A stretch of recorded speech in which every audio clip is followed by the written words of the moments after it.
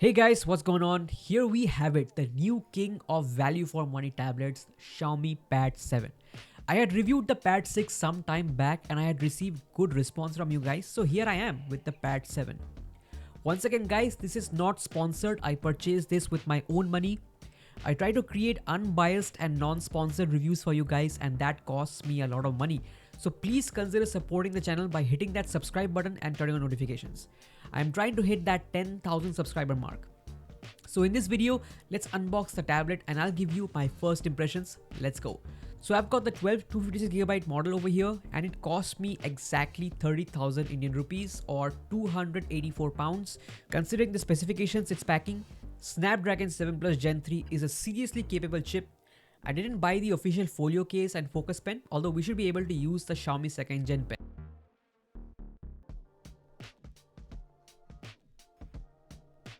Alright, so we've got the tablet first.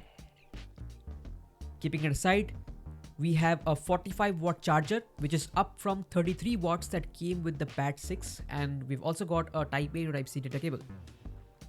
No SIM ejector pin. Okay, now let's take a look at the tablet.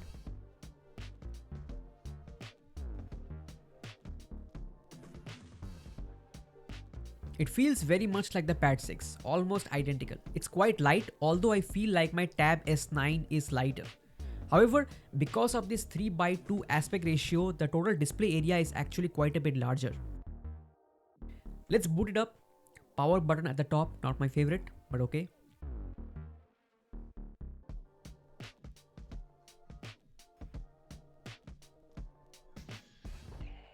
No personalized ads, thank you.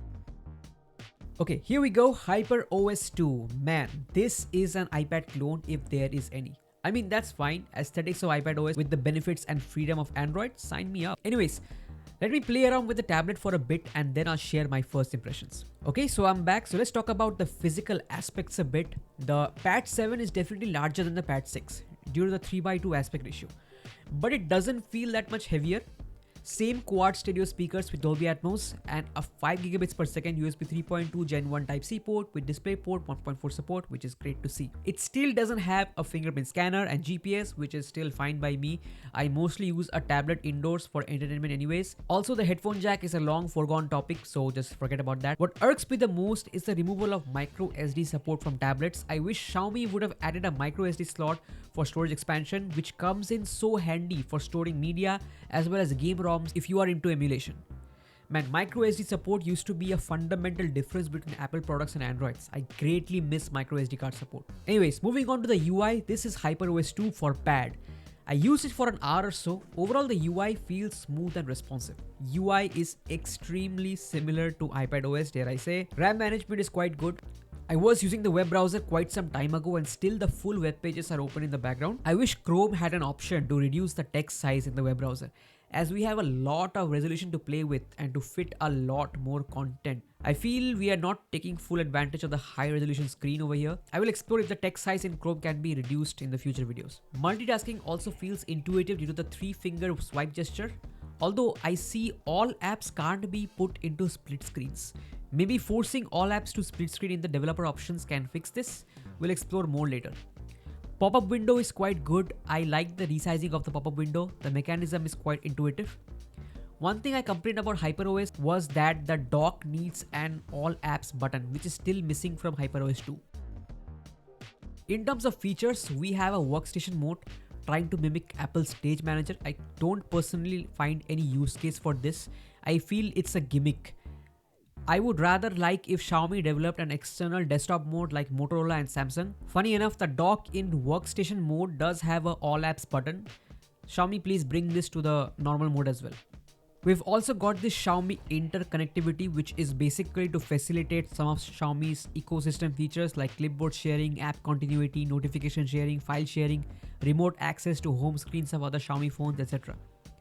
We've also got an option to use the Pad 7 screen as a wireless external monitor. I briefly tried it to cast Samsung DeX to it and it worked just fine. We will explore more in the future videos. There are also a bunch of features if you have official Xiaomi pen and keyboard, which I unfortunately cannot test right now. I also love these lock screen wallpapers. I am not into tablet customization much, but these lock screen wallpapers look amazing. You can also customize these a bit, although I feel HyperOS 2 for pad doesn't really have the same level of customization as HyperOS 2 for phones. We'll take a deeper look into the UI in later videos, so let's talk about the display. Alright, so this is a 3.2K regular IPS display without mini LED backlight with an aspect ratio of 3:2, up to 800 nits of full screen brightness in HDR and up to 144Hz refresh rate. It's a good looking super sharp display, but it's not spectacular as it's a regular IPS display. Contrast is nothing special in my opinion. I'm not hating on this display, after all this is a budget tablet, but it's time that tablet manufacturers start making tablets with OLED displays. I mean, I would gladly pay 10,000 rupees extra if Xiaomi made a Pad 7 Pro with lower resolution but OLED panel. I feel that there is a lack of such panels available. That's why it's rare to see OLED displays on tablets. I think the situation will change in the future.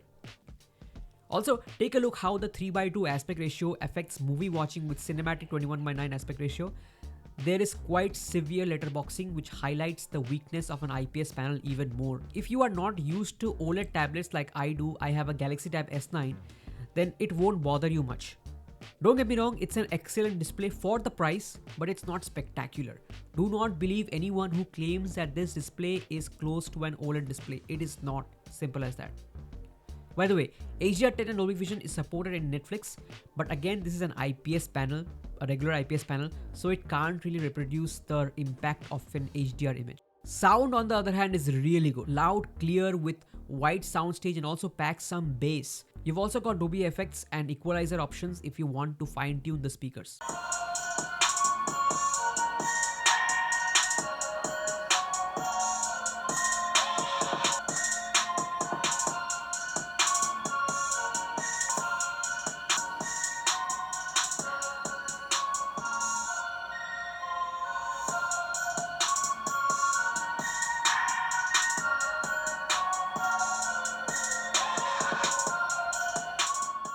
I also ran a couple of quick benchmarks to gauge the performance and it's fantastic. Almost on par with the Snapdragon 8S Gen 3 and around 10% slower than a Snapdragon 8 Gen 2.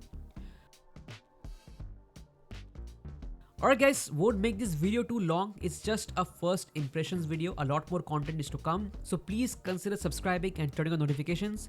I make non-sponsored videos. I purchase this with my own money, which is quite a big deal for a small channel like this. So your support is much appreciated. Thanks guys, take care and I'll catch you in the next one. Peace.